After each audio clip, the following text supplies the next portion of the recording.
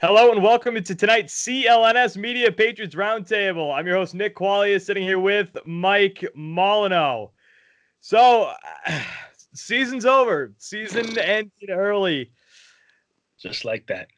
We had these conversations to start the postseason. We talked about it last week after the Patriots lost to the Dolphins.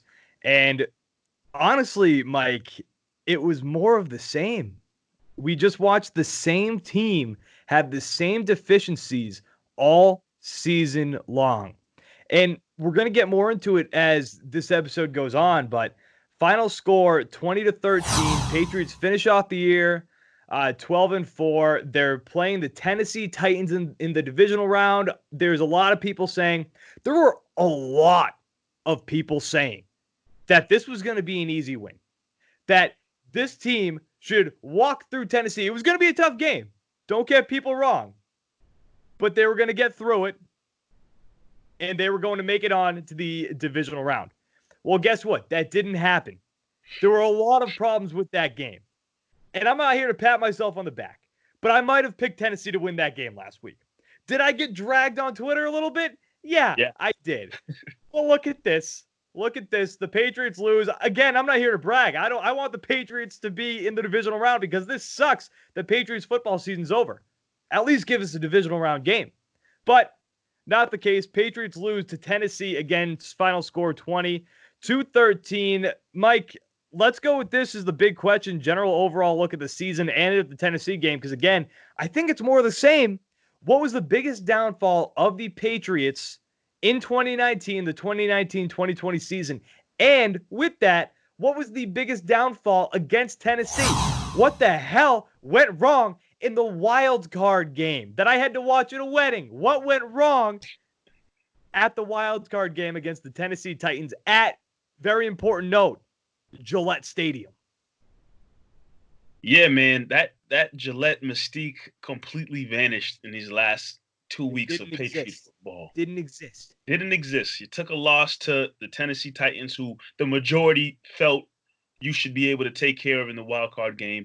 And then, the week before that, you lose to the Dolphins, who weren't even close to any type of playoff football all season. You know, I want to definitely talk about things to do with the offense. And I know we have a couple later segments coming up that I want to dive in a little bit more on the offense. But offensively, just like the last couple of weeks have been for the New England Patriots, it was a letdown. The last several weeks for the Patriots, including the wild card game, have been a letdown offensively. It's just Could you no say since the Ravens game? probably since the Ravens game, it's just Offense gone disappeared. downhill. It's just slowly evaporated to the point where, you really didn't have much faith in this offense to put up numbers at all. You're hoping that, damn, can we at least get 24, maybe 27 from this offense compared to averaging damn near 30 points to start the season. First couple of weeks, they're averaging close to 30 points. And then we can even say some of those points were thanks to the defense playing at such a high level. Fumble recoveries, return for touchdowns, pick sixes, getting good field position from turnovers. A lot of that is thanks to the defense. But I mean, offensively, this team just lost everything they had to start the season for various reasons. But if you look at this game and over the course of the season, offense was bad. And it all got summed up and really put on display against the Tennessee Titans. And then you look at the other side of the ball, and this is something I believe throughout the course of the season as well. Obviously, the defense, I think if you look at it in total, the defense was solid all year. It was a very solid Patriots defense throughout the course of the season. But in a lot of games, I started to notice the fact that the offense couldn't stay on the field, having a lot of 3-and-outs. Doesn't any team, your defense is getting forced to come right back onto the football team. Yeah, they're going to get gassed. And they're going to get gassed. They're not going to have all the energy because your offense gets on there for a couple plays and then boom, you're right back out there having to play defense again. That's happened over the course of the season in various games. And then you look at the Tennessee Titans game. that was happening once again. But at the same time, the Patriots were getting killed by one man, Nick. One man. Derrick Henry is a Damn near monster. So real quick, I'll read his stat line. Oh, yeah. Derrick Henry. And this is what we talked about last week, too. Like, this wasn't something that we were just like, wow, this Derrick Henry guy, he really put up a good game. You sure did bring it up. We talked about this ad nauseum. Is that the word? I think so. Derrick Henry, 34 carries. A crap ton of carries. Because you know that the Patriots defense can't stop the run. We saw it all year. Nick Chubb.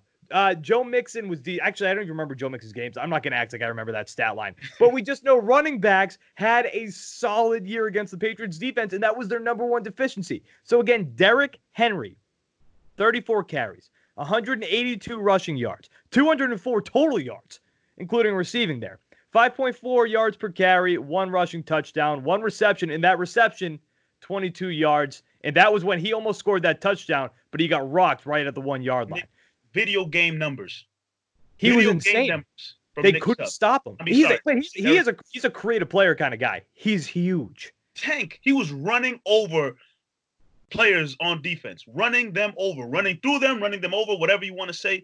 Patriots got beat by one man. And I mean, again, a lot of the issues that they've had all season were just really summed up in that game against Tennessee. The offense struggled to get things going, and then defense, while they did struggle, the area of the game, like you just talked about, that they struggle with mostly is running, is what really took them out.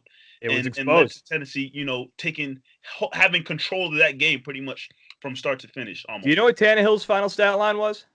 What did he throw, like 18 passes or something like that? How many passes? 8 for 15. You know how many yards he got? And this beat you at Gillette Stadium. It's 72 yards. It's crazy to me how literally, I mean, people watching in the stadium, people watching at home, you can just tell every play, they're going to hand it off. They're going to hand it off. What changed for the stack? What changed? What changed?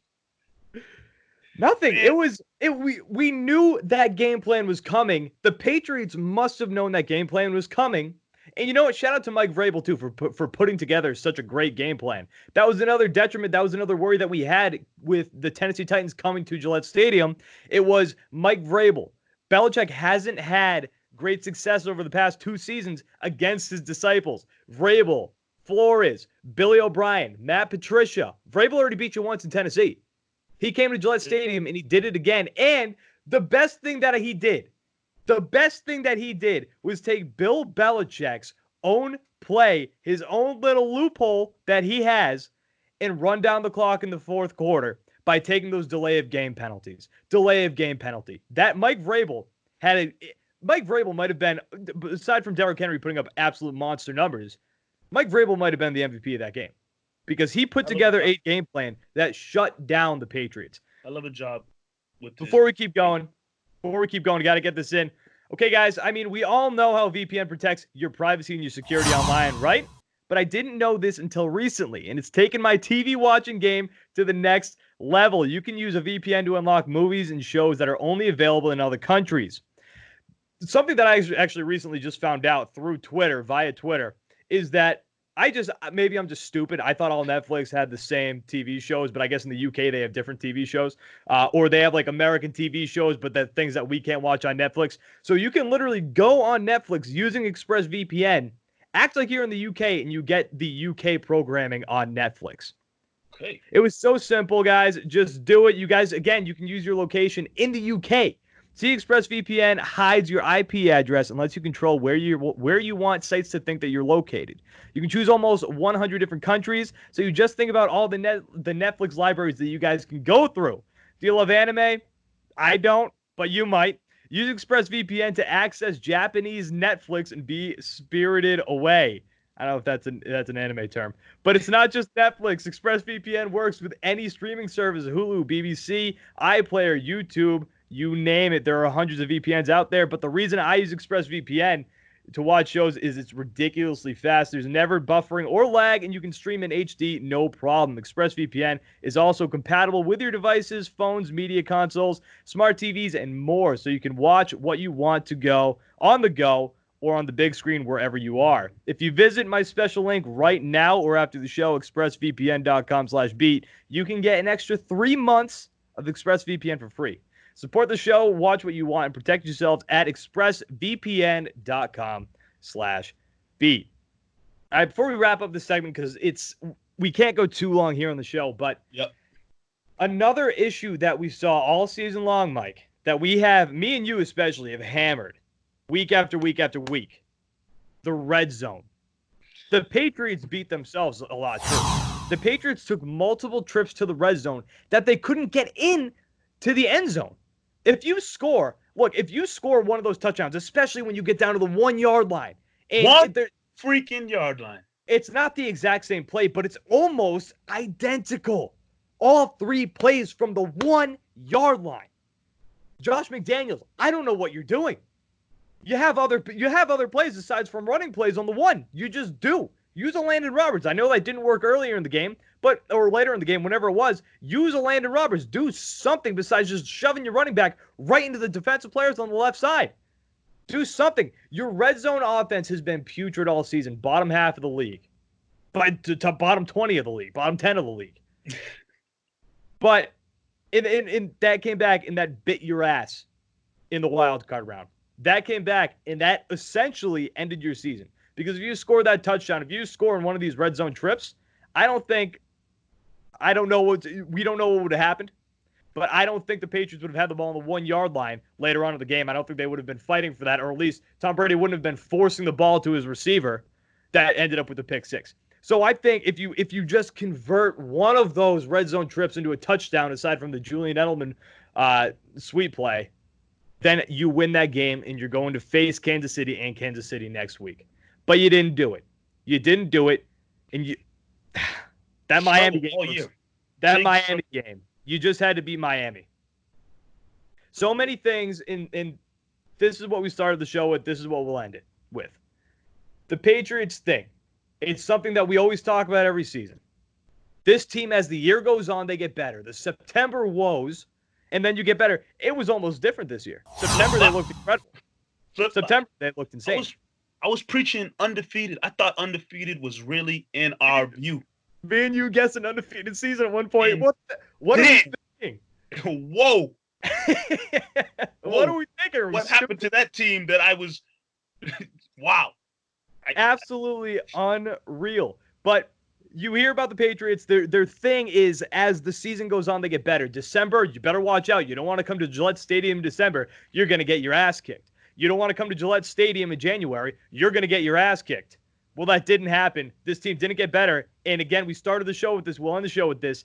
They had these same issues all season. Nothing got fixed. The receivers, God. I mean, I know people are giving Tom Brady flack, and they should. He definitely took a step back.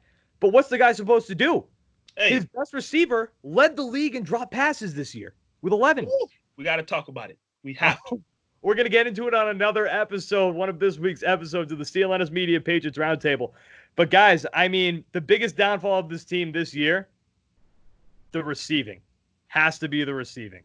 Absolutely. We're going to get that. We're going to get more into that on a different episode. But the receiving, putrid. Tennessee just beat your ass. You had the same problems all season long, and you didn't fix them. Nothing got solved. The only thing that improved through the season, Mike, was the offensive line. Slightly, too. And that's not even saying much because they slightly improved. Once Marshall Newhouse got booted, I mean, it at least looked better. Somewhat, but still a struggle. I think, all around, this blame to be served out all around, in my opinion, for sure.